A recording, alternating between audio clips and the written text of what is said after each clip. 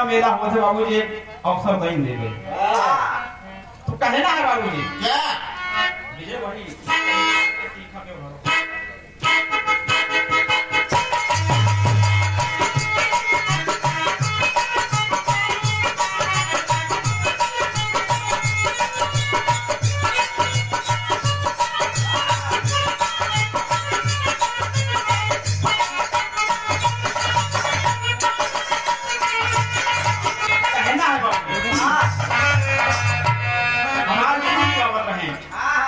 तरह है बाबूजी अरे पपाई का लगे अरे पपाई का लगे अरे तीखा बबुआ मुगले के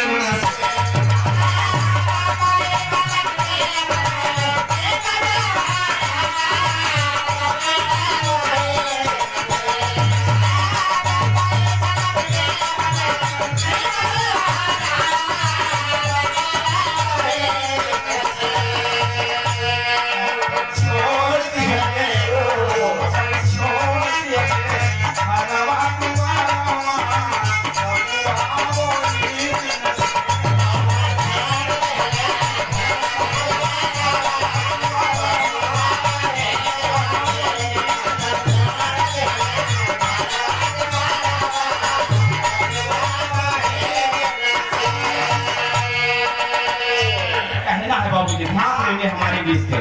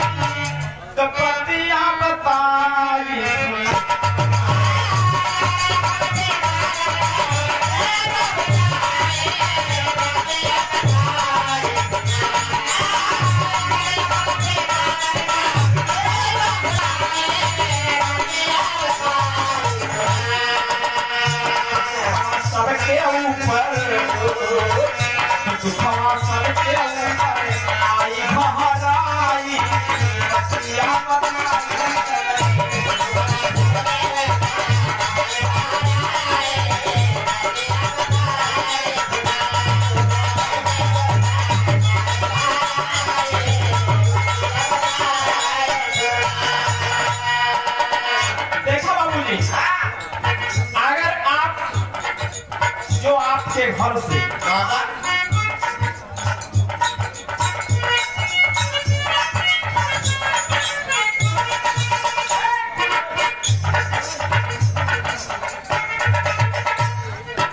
देखो बाबूजी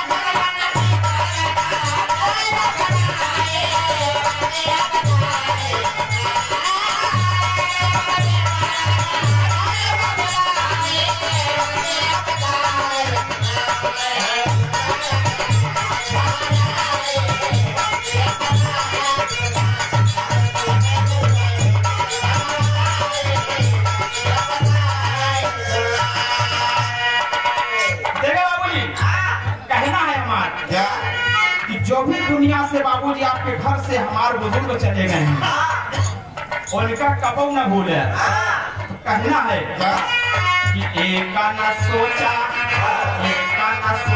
कि गया में कोई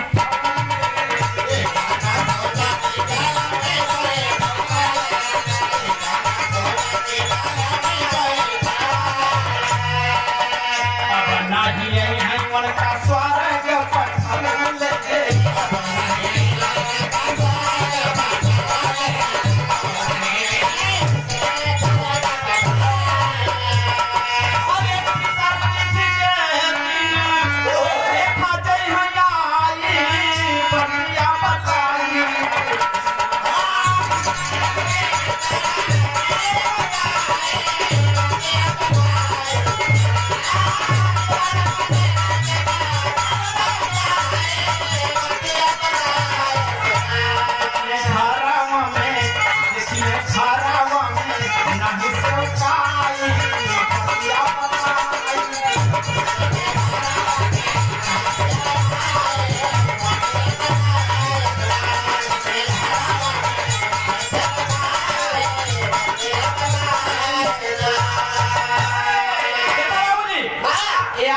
समझिए कि हम गया कर चले आए अपने बुजुर्गन के हम बैठाए उनका स्वर्ग पठा दिया बाबूजी। ये आप भ्रम में मत रहे बाबूजी।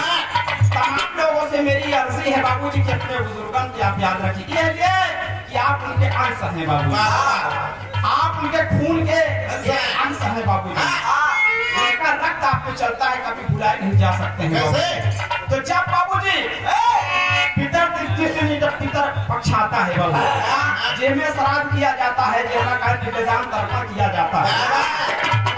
कितना जने यहाँ दिया रहो हम बाबू को बैठाए दिन हुए तो क्या मतलब है। लेकिन बाबूजी हर बुजुर्ग जो है, हर पितर जो है बाबूजी, उस दिन बाबूजी जरूर अपने घर को आते हैं और देखते हैं कि हमारे घर में बाबूजी हमारा लड़का बच्चा जितने भी हैं, जब हम छोड़ के अपने कुल देवियों को छोड़ करके गए थे बाबा, अपने देवी देवता को छोड़ के गए थे, अपने रीति रिवाज को छोड़ कर उनके ये पूजा पुरस्कार कर रहे हैं कि नहीं हमारा बाग नहीं बाबू। तो कहना है जब वो देखेंगे बाबूजी के घर में हमारा कुछ नहीं ना, क्योंकि हमारी परंपरा को है ये नहीं बाबा। तो कहना है कि देखा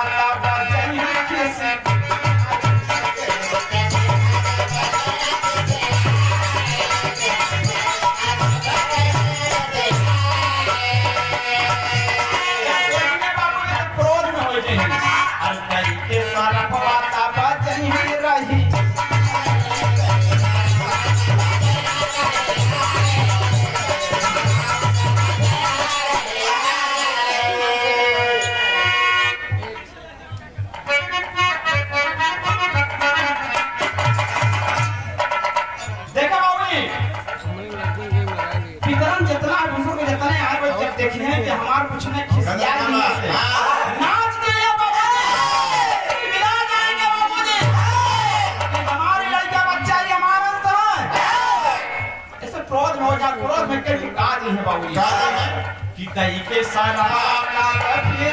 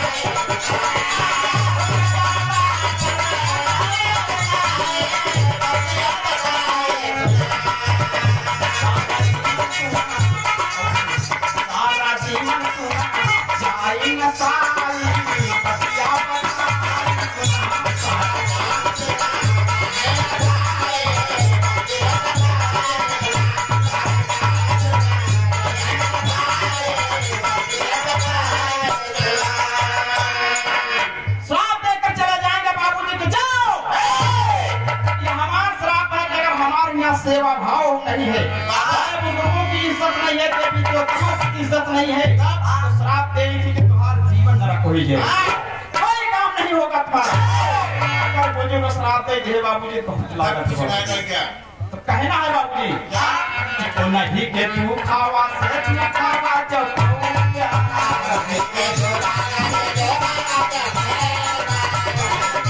हो गया बाबूजी सब जाना आपका कुछ जरूर है।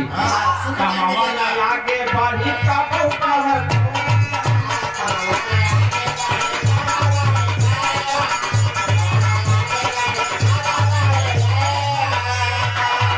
कोई काम होने वाला नहीं है बाबूजी। पीछे चले जाएंगे अपने बुजुर्ग को छोड़ देंगे तो अरे अपने बुजुर्ग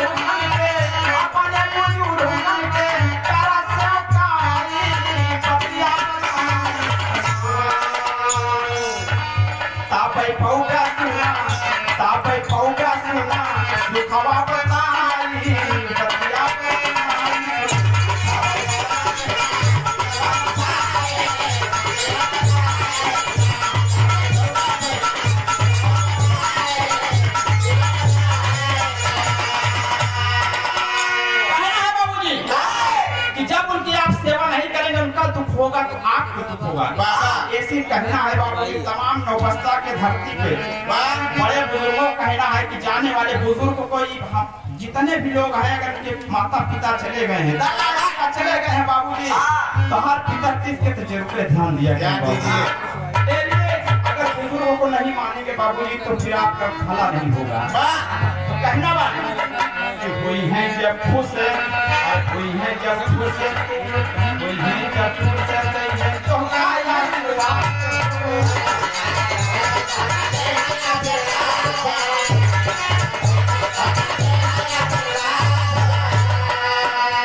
जब उनकी सेवा आप करेंगे बाबूजी तो आपको आशीर्वाद देके जाएंगे कि कहना बात तो आपका एक काम बाबूजी बढ़िया होता चला जाएगा। तो कहना है अरे स्वामी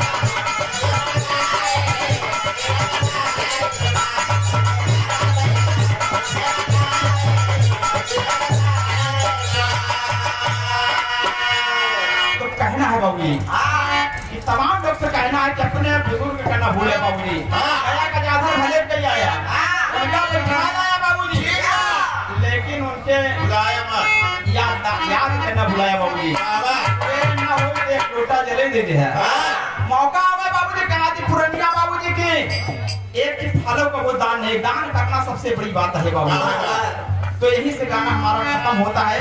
कहना है अरे अपने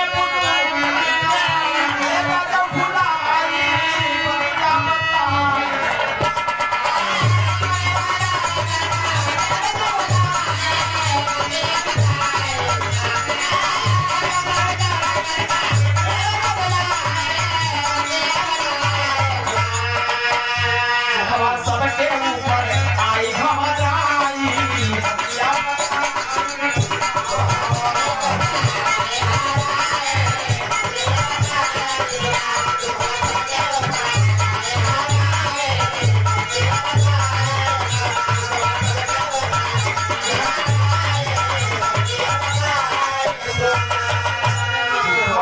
सबके ऊपर आए